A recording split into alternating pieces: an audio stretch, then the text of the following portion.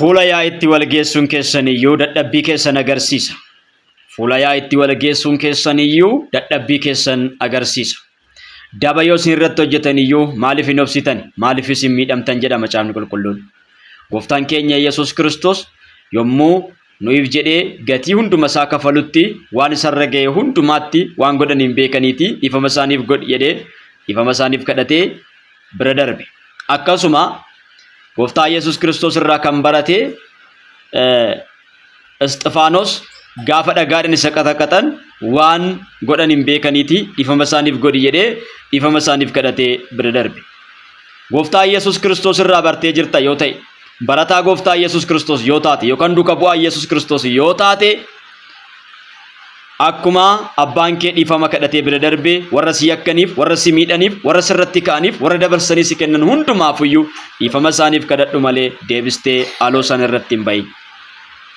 Yoo daba isin irratti hojjetanillee obsaa, miidhamaa malee hin miidhinaa. Dabarfamaa kennamaa malee dabarsitanii hin kenninaa. Amma garuu wanti ta'aa jiru dabarsitanii wal kennutti, maqaa walii balleessutti, wal miidhutti, miidhama gurguddaa walirraa hin ga'utti, inni arrabsame deebisee arrabsu, inni rukutame deebisee rukutu, inni sobame deebisee sobu, inni abaarame deebisee abaaru irra jirtu. Boloota ko Gooftaa Yesuus Kiristoos irraa bartan yoo taate, dhuguma duuka buutuu Yesuus Kiristoos yoo taatan, kan isin duuka buutan Kiristoosin ta'ee jira yoo ta'e, waan akkanaa kana keessaa ba'a. Wal arrabsu, wal irratti ka'u, maqaa walii balleessu, wal xiqqeessu, fuula yaa'itti wal geessu, mana murtii wal dhaabu, isaan kanaan kana kan fakkaatan waan Waaqayyo jibbu hundumarraa fagaadhaa. Yoo dhuguma bartoota Gooftaa Yesuus Kiristoos taatanii jiraattan. Lakki an barataa Kiristoosii miti yoo jette garuu wantoota kana hundumaa duukaa bu'uu ni dandeessa. Namni Yesuus irraa barate dabarfamee kennama malee dabarsee nama hin kennu. Yoo qoodameyyuu, yoo miidhameyyuu, rakkinni gurguddaan yommuu irra ga'eyyuu hin obsa malee, hin miidhama malee hin miidhu. Har'a garuu wal miidhuun, dabarsitanii wal kennuun, walirratti ka'uun baay'achaa dhufeera. Maqaa kan keessan, dudduuba keessan yommuu laallu, barataa Kiristoos jedhamtanii warra waamamtan yookaan duukaa bu'aa Yesuus Kiristoos jedhamtanii warri waamamtan, wantoonni akka kanaa kan isinirraa calaqqisaa jiru deebi'aa yaada garaa keessanii geeddaradhaa. Osoo Gooftaan isinitti hin dhufin, osoo wal nyaachaa jirtan, osoo wal irratti ka'aa jirtan, osoo maqaa walii balleessaa jirtan, Gooftaan deebi'ee osoo isinitti hin dhufin, aduun osoo isinitti hin lixin, dukkanni osoo isin hin qabatin, xumurri keessan si'oolii osoo hin ta'in, wal irratti ka'uurraa, maqaa walii balleessuurraa, dabarsitanii wal kennuurraa, fuula yaa'itti wal geessuurraa, wal tuffachuurraa, wal xiqqeessuurraa dafaatii deebi'aa yaada garaa keessanii geeddaradhaa. Namoonni hojiidhuma keessan godhattan nama xiqqeessuu, namoonni hojiidhuma keessan godhattan nama hamachuu, namoonni hojiidhuma keessan godhattan maqaa namaa balleessuu, namoonni hojiidhuma keessan godhattan namarratti ka'uu, namoonni hojiidhuma keessan godhattan nama abaaruu, namoonni hojiidhuma keessan godhattan nama arrabsuu, namoonni hojiidhuma keessan godhattan waan Waaqayyotti hin tolle raawwachuu, deebi'aa yaada garaa keessanii geeddaradhaa. Mee deebi'aatii of ilaalaa. Waan dubbachaa turtan deebi'aatii dhaggeeffadhaa. Waan jechaa turtan irra deebi'aa ofii keessaniifuu dhaggeeffadhaa. Nama biraatti miti. Dubbiin keessan isinitti hin tolu. Nama biraatti miti. Dubbiin keessan isinumattuuyyuu hin tolu. Dhaggeeffadhaa irra deebi'aati. Waan dubbachaa turtan dhaggeeffadhaa irra deebi'aati. Waan gochaa turtan dhaggeeffadhaa irra deebi'aati. Waan jechaa turtan dhaggeeffadhaa irra deebi'aati. Dubbiin keessan nama biraatti miti isinittuuyyuu hin tolu osoo irra deebitanii dhaggeeffattanii. Waan dubbattan tokko dubbachuudhaan dura yeroo baay'ee irra deddeebi'aatii itti yaadaa. Nama bira yommuu ga'e maal ta'inna laata? Hiika akkamii argata laata? Nama bira yommuu ga'e jecha akkamii ta'a laata? Nama bira yommuu ga'e garamitti hiikama laata jedhaati duraan dursati waan dubbachuudhaaf yaaddan sana irra deddeebi'aatii itti yaadaa. Tii dubbadhaa. Waan tokko garuu osoo isin hin gorsin hin deebi'u. Waan gootan hundumaa Hafuura Qulqulluudhaan geggeeffamaatii godhaa. Namoonni baay'een keessan Hafuura Qulqulluu keessaa baatanii hafuura qulqulluudhaan alatti geggeessaa hafuura qulqulluu malee hafuura qulqulluudhaan geggeeffamuu malee yaada mataa keessanii duukaa buutanii badaa jirtu.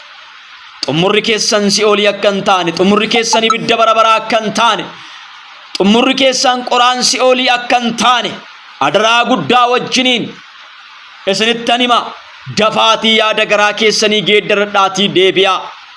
Warratti ka'uu dhiisaa, maqaa walii balleessuu dhiisaa, firdii laachuu dhiisaa, murtee laachuu dhiisaa. Qooda waaqayyootti hin darbinaa. Waan waaqayyo raawwachuudhaaf jiru sin raawwachuuf hin fiiginaa. Waan waaqayyo gochuudhaaf jiru sin gochuudhaaf hin fiiginaa.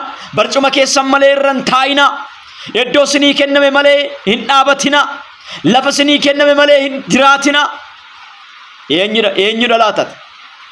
Bakki sii kenname eessa? Lafti sii laatame eessa? Iddoon sii kenname eessa? Barcumni kee maalidha? Barcuma keetiin ala hin taa'in. Lafa siif kennameen ala hin taa'in. Bakka oolii siin jedhameen ala hin oolin. Maqaa keetiin ala hin adeemin. Osoo waamamanii hin awwaatinaa. Osoo waamamanii hin awwaatinaa. Deebi'aa. Yaada garaa keessanii geeddaradhaa. Fuula waaqayyootti deebi'aa. Yaada garaa keessanii geeddaradhaa. Wanti gochaa jirtan, wanti raawwachaa jirtan fuula waaqayyoo keessanitti, fuula waaqayyoo keessanitti madaallii kufee argameera. Mee dhaabadhuuti ilaali. Wanti gochaa turte, wanta raawwachaa turte waaqayyoodhaaf bu'aa buuseera. Hin buusne. Siyyuus hin fayyanne. Waaqayyoon dhiisi siyyuus hin fayyanne. Atuutti hin fayyadamne. Dubbii keetti atuu deebiteetti yaalla'aa jirta. Waan haasofteetti atuu deebiteetti yeella'aa jirta. Unkaan waaqatti hin gammachiisuudha naafuuti. Namoota biraa ittiin gammachiisuu naafuuti. Namoota biraa ittiin barsiisuu naafuuti. Deebii yaada garaa kee geeddaradhu obboleessa koo obboleettii ko. Nama hamachuu dhiisaa, maqaa walii balleessuu dhiisaa, warratti ka'uu dhiisaa. Deebi'aa, wal gorfadhaa, wal sirreessaa. Wal gorfachuu wayyaa, wal gorfadhaa, wal deebisuu wayyaa, wal deebisaa. Jal'inarraa wal deebisaa. Zim jettanii wal ilaalinaa, calliftanii wal ilaalinaa. Badiirratti wal ilaalinaa. Karaa keessaa wal gorfadhaa. Miidiyaa irratti baastanii maqaa waliin balleessinaa. Adaraa siniin jedha obboloota ko. Adaraa siniin jedha obboloota ko. Sheer godhaa, koppi liinkii godhaa. Namoota baay'ee biraan gaa adaraa keessan. Gooftaan sinaa eebbisu. Eebbifamaa. Adaraa keessan waan gootan hundumaatti hafuuraan geggeeffamaatii godhaa. Baay'een keessan hafuura keessaa baatanii jirtu. Fedha foon keessaniif miira keessantu sin oofaa jira. Namni fedha foonii isaatiin waaqayyoon gammachiisuu hin danda'u. Yaadi foonii waaqayyoon garaa hin ciibsu. Foon keetii waaqa gammachiisuu hin dandeessu obboleessa koo obboleettii ko. Deebii yaada garaa kee geeddaradhu. Kiristaanummaa akka kanatti hin beeku ani. Kiristaanummaa walamatu, kiristaanummaa maqaa walii balleessu, kiristaanummaa dabarsee wal kennu ani hin beeku. Ani hin beeku yookaan fuula tiiktookii kanaa ta'e malee. Ani hin beeku yookaan yuutuubii irraa ta'e malee. Ani hin beeku kan waldaa keessaa hin agarreen. Kan maqaa walii balleessu, kan walirratti wal ajjeesuudhaaf kan adeemu. Hin agarre kan waldaa kiristaanaa abboota keenyarraa isa nutti darbe biratti hin agarreen. Abboota keenyarraa kan nutti darbe akka kanatti miti. Abboota keenyarraa darbee kan nu bira ga'e kiristaanummaa akka kanaa hin agarreen. Kana jechuun duukaa buutonni Kiristoos, warri Kiristoos duukaa bu'an amala akka kanaa hin qaban. Dabarsanii wal kennu, walirratti ka'u, maqaa walii balleessu, fuula yaa itti wal dhiyeessuun hin turre. Deebi'aa yaada garaa keessanii geeddaradhaa. Geeddaradhaa. Yoo jiraateyyuu mariidhaan furaa turan isaan. Yoo jiraateyyuu mariidhaan furaa turan. Mari'atanii furaa turan. Mari'atanii hiikaa turan. Rakkina jiru mariidhaan furaa turan. Walii galteedhaan hiikaa turan. Malee fuula miidiyaatti wal dhiyeessuudhaan maqaa walii wal balleessaa hin turre. Yaada garaa keessanii geeddaradhaa. Deebi'aa. Dhugaadhaan dhugaa jedhaa. Sobarraa fagaadhaa. Wal hammeessuu, wal irratti ka'uu, maqaa walii balleessuu irraa fagaadhaa. Adaraa keessan sheer walii godhaa, wal dhaqqabsiisaa. Warri afaan kana dhageessan hundumti keessanuu gooftaan sinaa eebbisu. Naaf eebbifamaa. Shalom.